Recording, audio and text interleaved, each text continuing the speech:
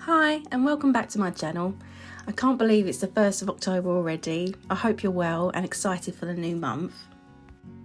On my trip down to Essex to visit family, we did our annual trip to Summerhill Garden Centre.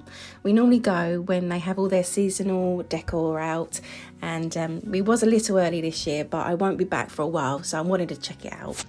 I was actually more excited to see their autumn displays with rich golden colours and beautifully decorated autumn trees and a massive wreath. As you can see, I think that these places can give you so much seasonal inspiration and ideas of things to paint. As it's the beginning of the scary month, I decided to paint a scarecrow to celebrate. I was in the mood to paint something fun and cheerful, so my scarecrow is less scary, more friendly, along with his cheeky squirrel friend.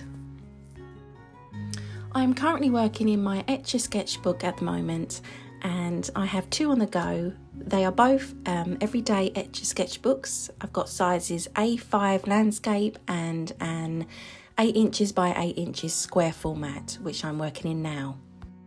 My personal goal is to try and complete both sketchbooks before Christmas, and the rate I'm going, I think that will be achievable. However, I do have a full-time job, which of course pays the bills and art supplies. But if you are in my position, sometimes it's hard to juggle everything at once. But my goal going forward is to try and put more time aside for my hobby, which is really a passion of mine. Painting and sketching helps me unwind and relax after a busy day. There are so many benefits of having a creative hobby, but I also understand that it's sometimes hard to juggle this with everyday life. Some days after work, my brain is so tired, it's hard to wake that side of the brain to call on my creative side.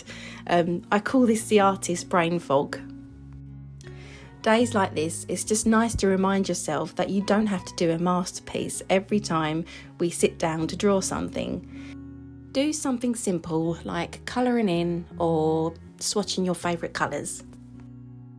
It's when I remember to do this, it becomes less stressful and more playful, and of course more enjoyable, because this is a hobby. This is my hobby, so I wouldn't do it if I didn't enjoy it. And I really want to improve on my drawing skills, and of course I know continuous practice is the key. So I think having a small but simple goal like filling a sketchbook or putting some time aside to be creative will definitely help me. So I hope it helps you. If this is something you struggle with, please let me know in the comments. How do you cope with a possible burnout? As you can see, I went over my pencil drawing with my Faber-Castell Pitt Artist pen fine liners, and then started to paint the background with mixing Daniel Smith quinacridone deep gold and Winsor & Newton burnt umber, using the wet on wet technique. I can't believe I'm still using my dot cards from Daniel Smith, which is amazing and just shows you how far they can stretch. And it shows you how much I've been using certain colours, such as the quinacridone golds. I absolutely love them. I think they will definitely be on my wish list. I wanted to save some of the line detail on the Scarecrow shirt, so I used some masking fluid so I could paint on top of it when it dried and then peel it off when the paint had dried. Otherwise it would be too fiddly to paint.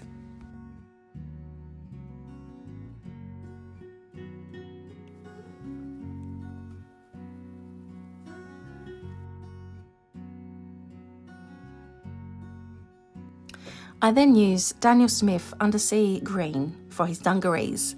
This colour is starting to become one of my favourite shades of green, a warm, earthy colour which is really great for leaves and landscapes. It's also a granulating colour and a kind of dirty green, which I thought would be great for his worn-out dungarees.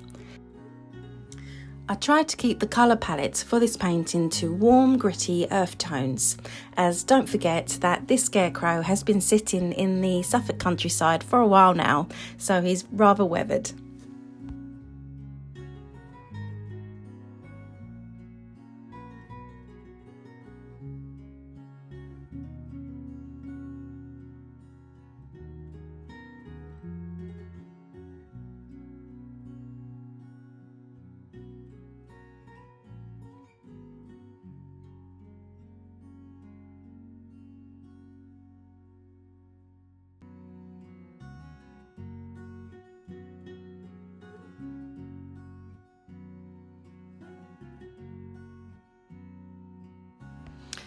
to his shirt, I had a play with mixing a range of burnt/dirty oranges until I found the perfect mix. Sometimes it's just nice to see what colours you can make with a limited palette.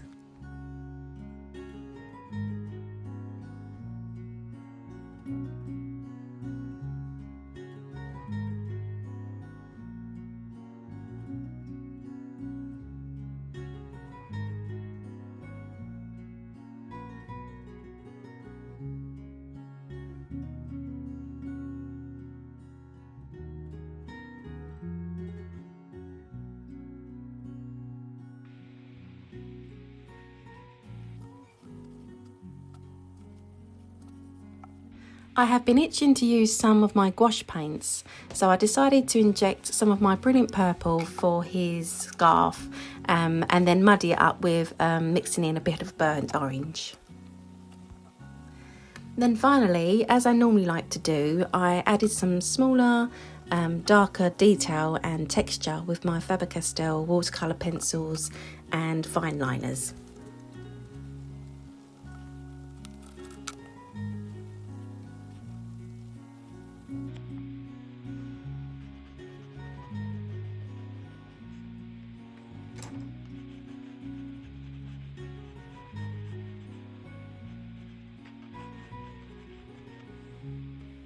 And here is my finished painting. I hope you like my friendly Scarecrow, and I hope you enjoyed this short video. I wish you a happy October. My Halloween countdown is officially on, and I'm looking forward to sharing more seasonal art with you all soon. I really appreciate you stopping by, and please remember to like and subscribe to my channel so you don't miss out on any future content. Thanks for watching. Take care. Bye for now.